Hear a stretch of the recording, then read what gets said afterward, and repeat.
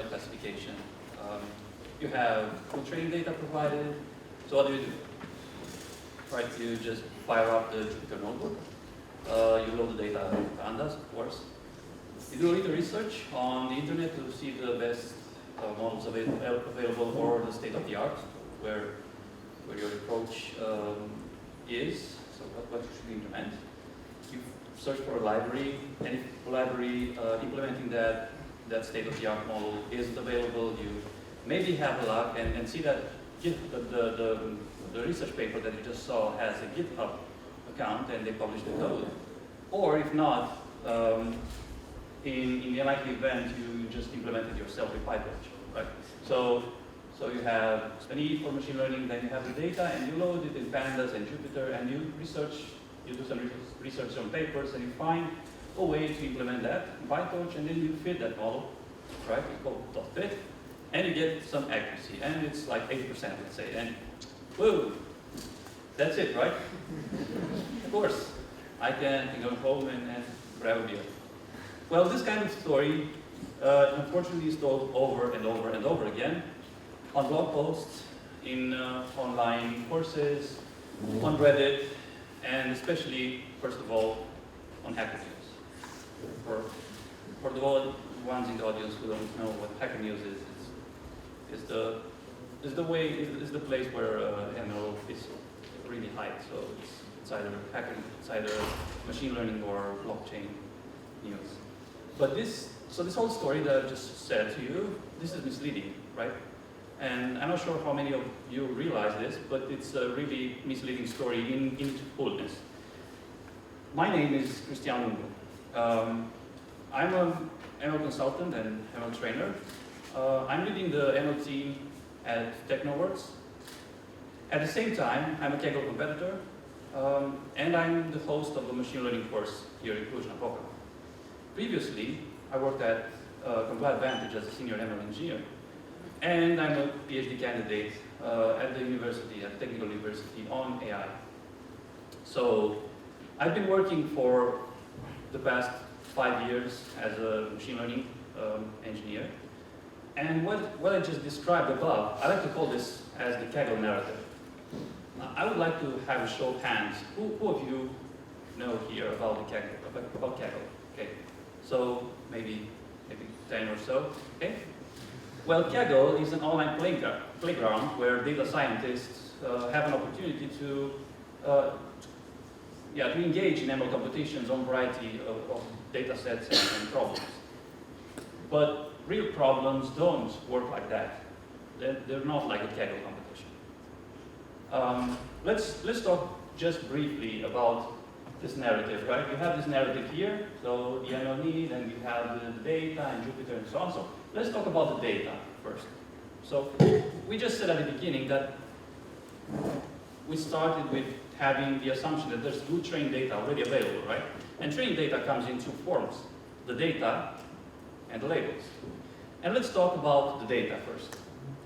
Sometimes the data is in some highly normalized Microsoft SQL server database. And what then?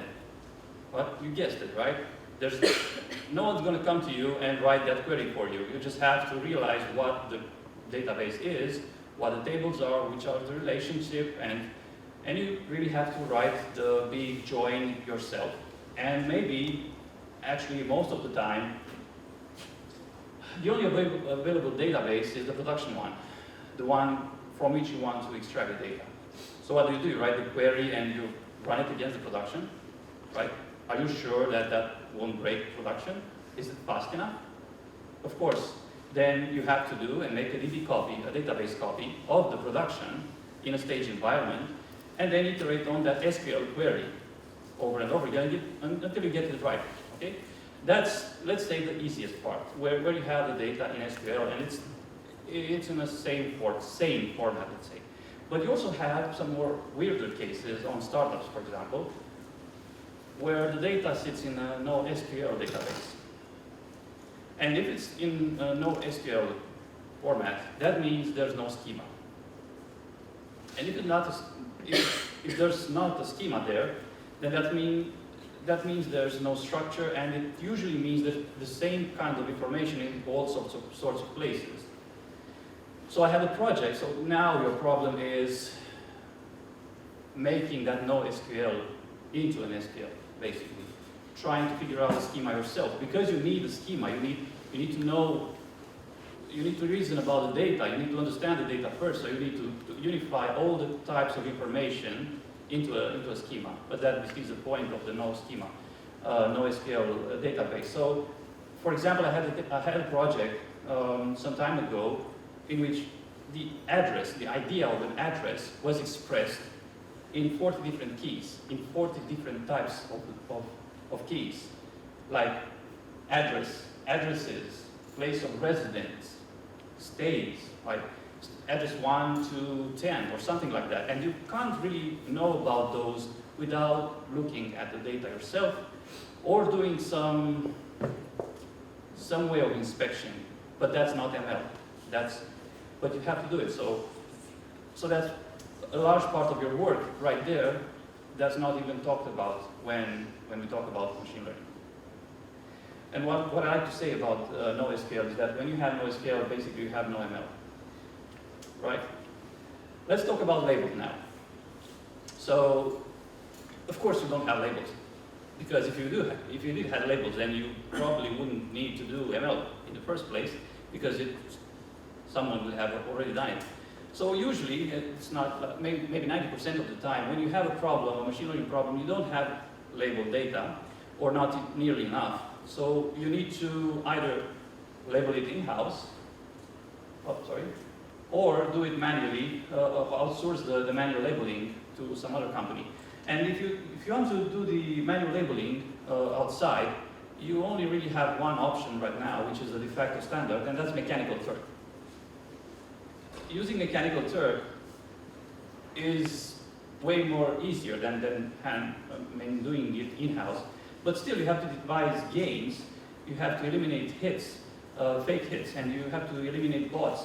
Because you see, Mechanical Turk is a for-profit organization. Each person doing annotations there receives money, so that's a game that they want to cheat. So your goal now is finding a way to root out the cheaters and devise all sorts of games, which distracts you from your main idea of having labeled data.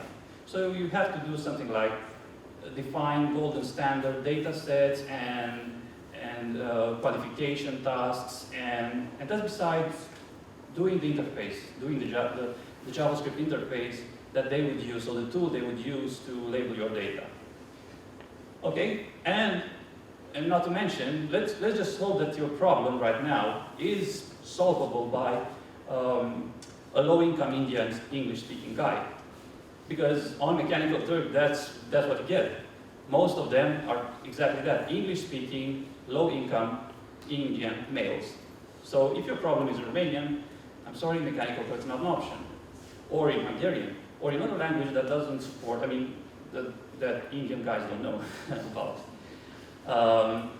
Or classification of images that they don't know about, again, because of cultural issues. Like, I'm not sure they would know to discriminate between Varzala, Cluj, and Sarmale. Okay, so let's say you don't have the option of doing Mechanical Turk, and you do it in-house, and you want to label it in-house. Do you imagine what type of effort that implies for doing at least 10,000 labels? That means hiring people, getting people on board, like a full hiring process, then build a platform for managing those people, hiring a manager for the people, and then waiting for the job to finish. Not to mention keeping the hiring staff, the hiring pipeline continuous, because the churn rate on this kind of task is really high. So you would have people coming and going really fast. Okay? So basically what I'm trying to say until now is that at least 40% of your work on a machine learning project, if you're unlucky, and then most of the time this is the case, is done on ETL. So, and ETL is hard. Extraction, transform, load is hard. And it's not even talked about, and it's not on even anyone's radar. Most of the people don't have this on their radar when they do estimations on machine learning projects. Then let's talk about the research, right? Like I said, you do some little research to find the best models and see the state of the art. Where do you do that? Where do you start finding the state of the art? Do you go on arcsite.com? Have you ever been to Arcsite to scroll, to just look around? It's insane. On Arcsite you extract information, you don't find information. You're not going on machine or on Reddit/machine learning, right? Because again, that's pages of and pages of information, and it's like searching for the needle in the haystack. Or again, on Google Scholar, basically, and maybe you want to start with this funny chart from scikit-learn. It's kind of like a flow chart, and it may be interesting, but it has so few options here. Just some classification examples and some regressions, and it does a disservice to scikit-learn this graph because it's so more comprehensive, the package in itself. So basically, you're not going to find your answer here. But the real problem is that it's always boiling to the fact that you don't know the academic name of the problem that you're trying to solve. Because if you knew the name, you knew what to search for, and then you would find the state of the art. And to give you some examples of academic names of machine learning problems that probably you haven't heard about, but they've been addressed in the academia, and they have state of the art, and they have approaches, and they have models, and they have all sorts of stuff, like semantic segmentation and few-shot image classification, and I'm not going to read them to you. CTR prediction, which is click-through rate prediction. And you're not thinking about that. You're not imagining those names. You have to find them, or you have to know them. And that's why having a PhD matters. Of course, that's a shameless plug for me, but actually, unfortunately, by this point in time, having a PhD doesn't matter at all, in the end. In this sense, I mean, when I said that having a PhD matters, it matters in the sense that when you have this whole time for yourself to see where the things are, you start to have like a mental map of things, of research stuff, and you have to, you have, so that mental maps helps you search for stuff. But the place in time we're in now doesn't help, because machine learning has expanded in so many research topics, and there's so many domains, and it's moving so fast. And even if you have a PhD, or you had a PhD, so you graduated the PhD 2 years ago or 3 years ago, your knowledge is basically obsolete, right? So what do? I'm going to give you I'm not going to share what I do. I'm not saying this isn't correct, but this is the way I approach it. So when I have such a problem, I have a data set, and I look for, so I have some data, and I look for data sets that are similar to mine. And there's some places where you have collections of data sets. Kaggle is one of them, for example. You also have on Wikipedia, you can search for data, ML machine learning data sets on Wikipedia. There's also a great page for that. And there's also an UCI page for data sets.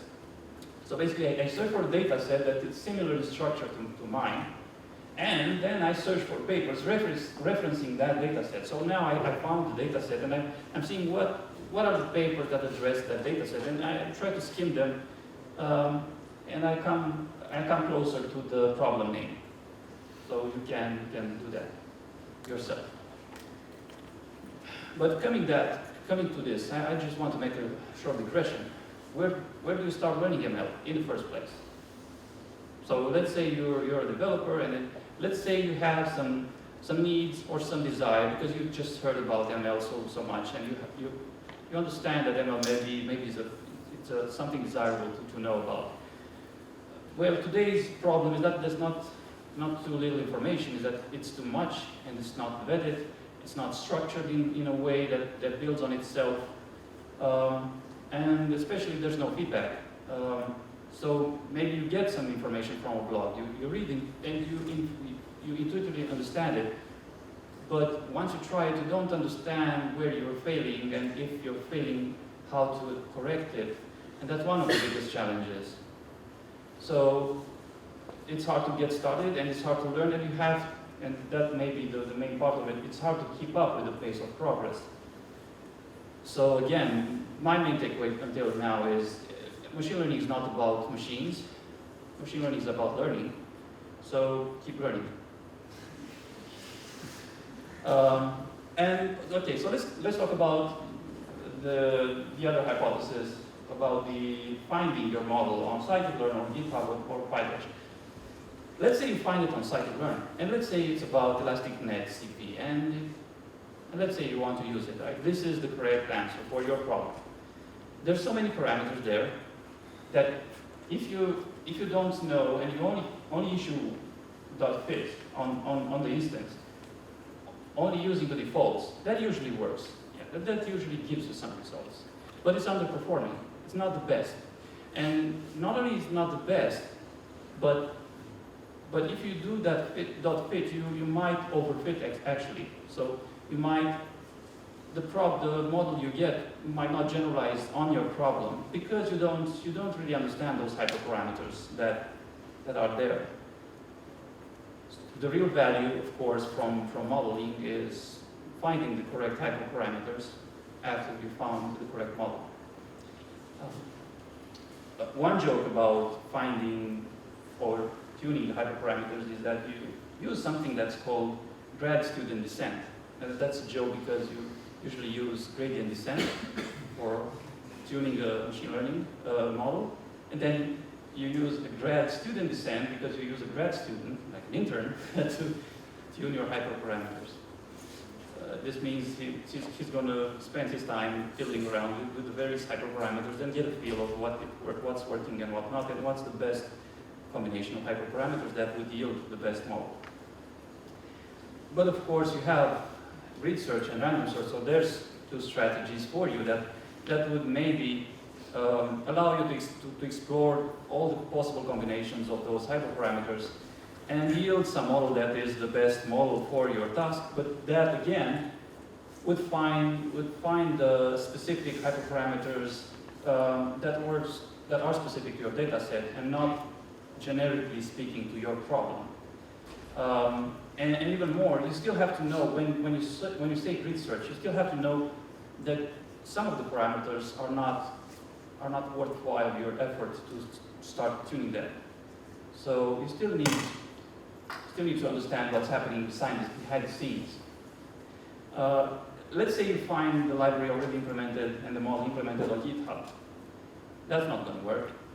You're not going to be able, I'm pretty sure you're not going to be able to integrate it into your pipeline, because usually people who do research don't focus on making it accessible.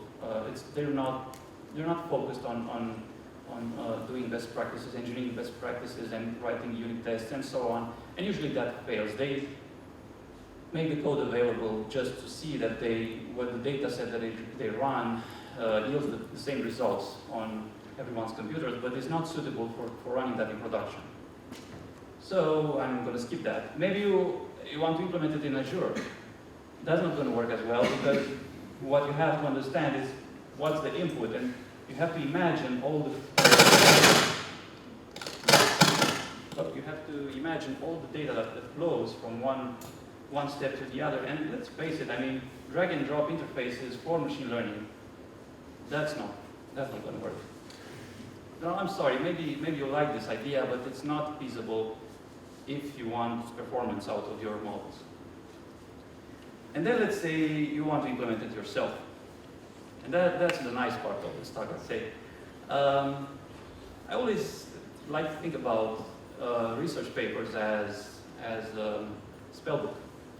It's like you have some recipe and there's some crazy stuff in there that I don't understand why they need frog legs and some spiders and boiled it down to 100 degrees. I'm just doing some metaphoric examples here. But you still try to do it, but you don't have spiders, at least not the one that I use, and then you substitute the spiders with something else. And you do the spelling, incantation, and it doesn't work. And then you figure out maybe I didn't use the correct spiders. So I get the correct spiders, and I do the incantation again, and it doesn't work. And maybe then you figure out, after you basically reproduce everything in the research paper that you've been able to identify, and it still doesn't work, you start to imagine what maybe they did something and they didn't document. Like maybe they boiled the soup at midnight. Right? Let's do it on midnight because it's plausible. And you do it and you do the incantation, it doesn't work. And it's that moment in time when you realize that maybe they're lying. And I'm talking specifically, let's give you an example. Distributed representation of sentences and documents, which is basically doc to vec. Whoever heard about word to vec, this is the same idea, only on full documents, not on words. So when you have word to vec, you want a word to be transformed to a vector, to distributed representation, to a sequence of numbers. Right? The sequence of numbers would have some meaning, some semantics. And for example, you have house and mansion. They would be represented in the same way. So those numbers would line up. They would be close to one another, like in coordinate space. So mansion, even though mansion and house are not spelled in the same way, you would have them close to one another on a graph. So distributed representation of sentences is the same idea, only on paragraphs. You want paragraphs that would be transformed to a sequence of numbers, and then you would be able to compare paragraphs by their semantics, by their meaning, and not by their description. But what happens is, for example, you have this sequence of conversations. One of the authors, when asked, said, well, if you want to use this, just ask the first author, because I don't know how he performed this. And then again he says, I'm starting to think that his results are not, this is the second author of the paper basically, saying, I'm starting to think that, quote, results are actually not reproducible. And then the first author comes back and says, well, you have to change some parameters and try this. And the second author again comes and answers to the original person asking, saying, well, look, I've looked over more details on his scripts and on his methods, and basically it doesn't work, it's not working correctly. You have to shuffle sentences first, and he didn't do that. He didn't do that in his paper, so he's getting some erroneous results. And so you might be wondering who this is, like Thomas Mikolov and Kwok Lee. These are like two famous guys in machine learning. Thomas Mikolov is the one inventing word-to-vec, which is the staple, let's say the paper that influenced the most neural language processing in the last 10 years. And he's a research scientist at Google Brain. Kwok Lee again, and I'm not kidding, I found this on the Google forums. Google groups, so this discussion is actually, you can find it yourself if you want. So it's real. And Kwok Lee, the main author, is also a research scientist at Google Brain, and he's verified, so he graduated from Stanford. And if you look closely, these are the best citations of him. And this is the paper, right? The second most cited paper of him, right? And you found this forum where basically he acknowledges that the results are not correct. Okay, Google Brain. Don't trust all papers. Some might be not reproducible. Maybe that was an error, right? But it's still his second most talked about paper. Let's talk about dot fit. So I just said you do some stuff, you find the model, you implement it, and you call dot fit on your training data, and you find some accuracies. And usually you see that in Jupyter Notebook with some pretty progress bars, and at the end you get the model trained. That's not what's happening. That's not working. Actually, you have to really, I mean, it's working on some level of performance, but if you really want to be scrupulous, you need to make sure that you're monitoring the validation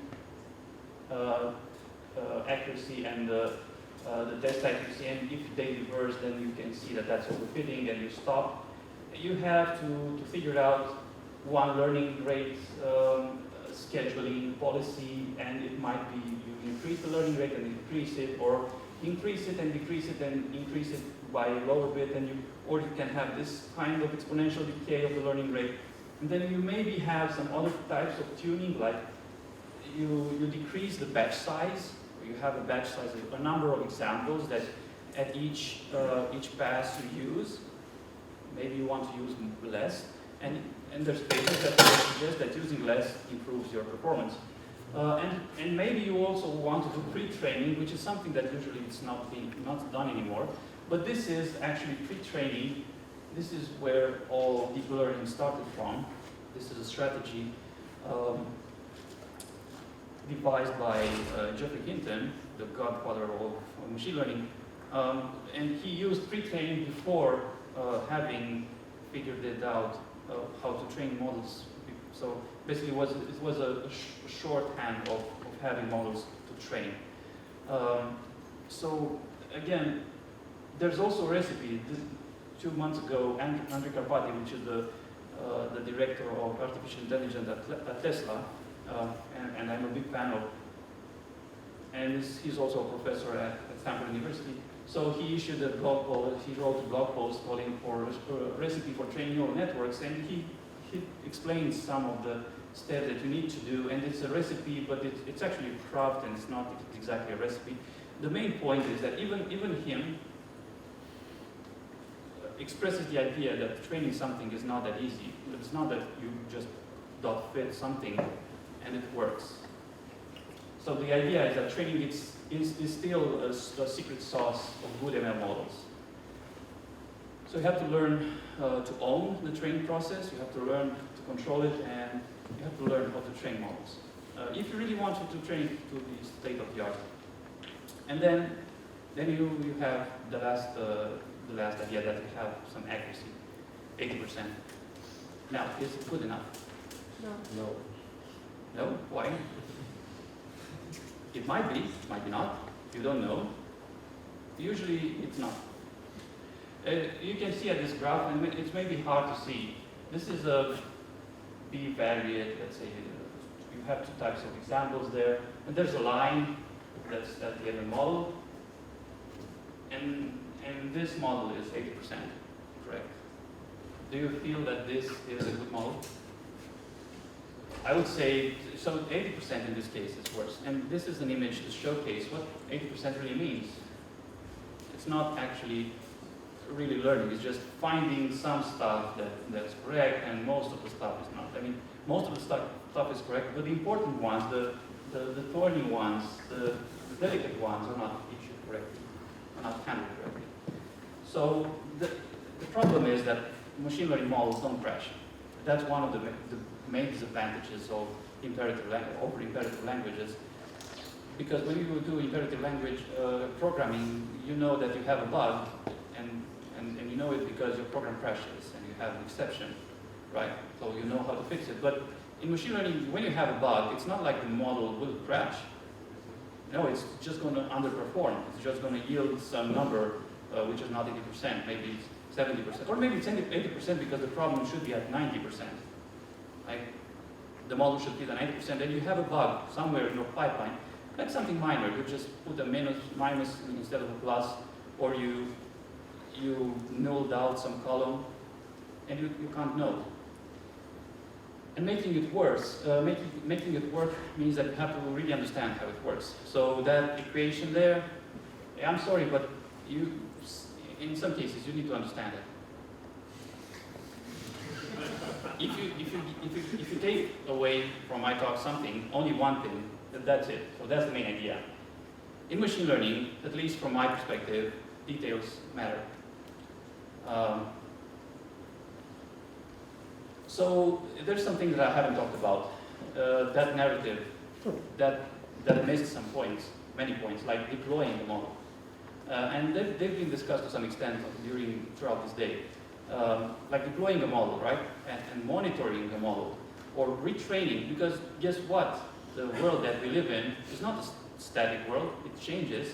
Your model is static, you train it on the data that you had at some point. But in the meantime, Trump got elected, Brexit happened, something happened, right? It rained. It's not gonna be the same world. You have to retrain it to account for that. Or how do you support? How do you answer the question, the client coming and saying why this prediction? That's not talked about. So again, things that I missed regarding ML models themselves, because they also have problems. There's a possibility that you have hidden feedback loops. Like for example, let's say that I have a CTR prediction model where I try to predict click-through rate. And my click-through rate model just tries to predict how big of a font I need to make to an article to make the current client click on it. And you can imagine that if I collect the data of click-through rates after I deploy the model, what that would mean is that I would have people clicking on stuff just because they're bigger and bigger and bigger and bigger. And that's a hidden feedback loop. I would later on retrain on bigger and bigger and bigger fonts. So the model would learn that having bigger fonts is better, which is a hidden feedback loop, and it's hard to rule them out. I mean, without deploying to production, maybe you wouldn't know about that. There's also pipeline jungles problems, and there's data leakage. There's a famous competition on Kaggle where you had to predict fish types from images taken from fishing boats.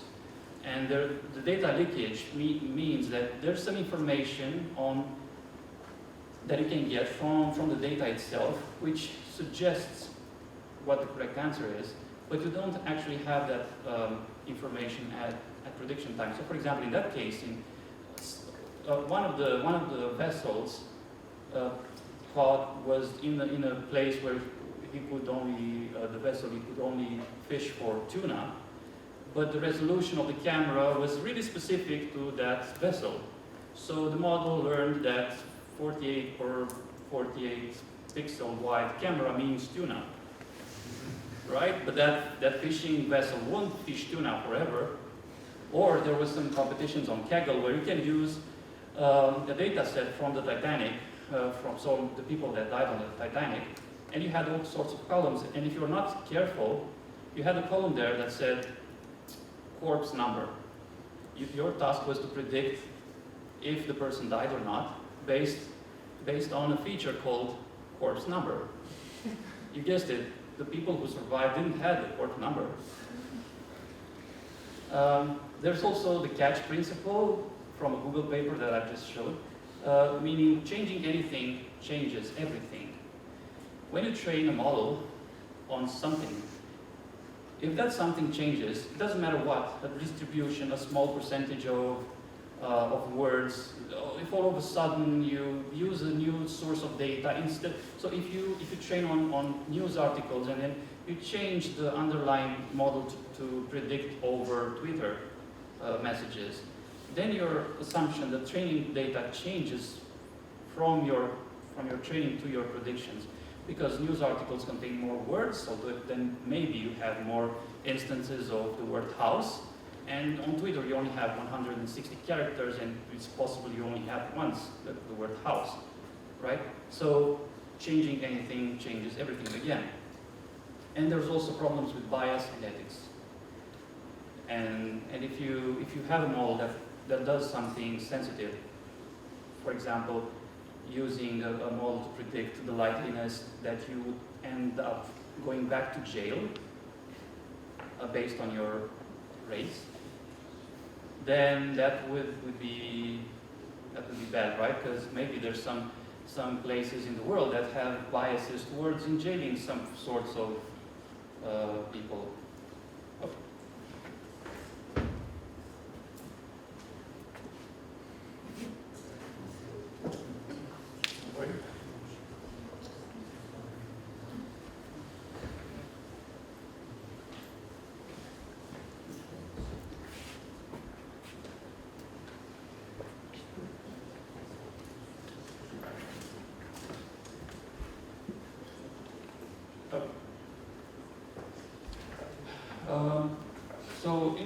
this is how I see the role of a data scientist. Actually, it's not mine, it's taken from the internet, of course. So you have to have all sorts of skills and all sorts of knowledge just to do machine learning. You have to have some big data analytics capability, some cloud computing, and you have to have some high performance computing abilities to make the model respond in time. You also have to have some mathematics and some statistics abilities. Maybe not, you don't need to be a statistician, but you need to understand some stuff. And maybe do database mining and data visualization. That's one important stuff to do debugging of your models. So it's complex. Oh, yeah, and one more thing. Does your problem need ML? Like, we started with this assumption. Do you really need machine learning? On some cases, on most cases, you can bypass with rules, with heuristics. So think about that. But in the end, in ML, details matters. Thank you.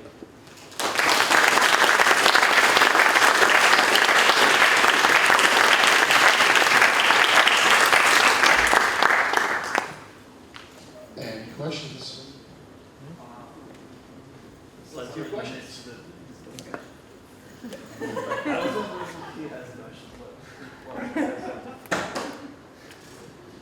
So you have mentioned that for searching for the best parameters, grid search and random search would find a solution,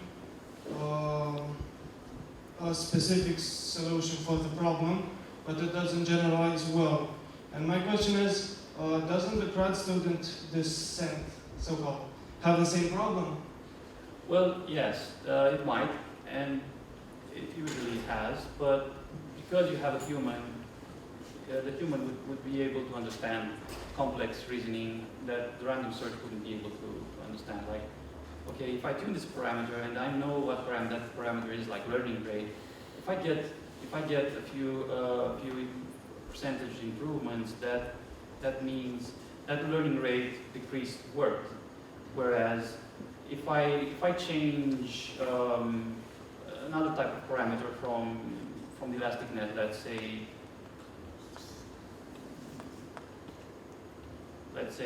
batch size. Why would batch size influence my tuning of the model? Maybe I didn't get the correct example, but basically, if you do random search and if you do grid search, you're automating stuff which it's not clear that they should be automated at this point in time. You still have to have some human supervision over the training process. That's the main point. Yeah. Thank you. Anyone? How the hell do I get the mic to you?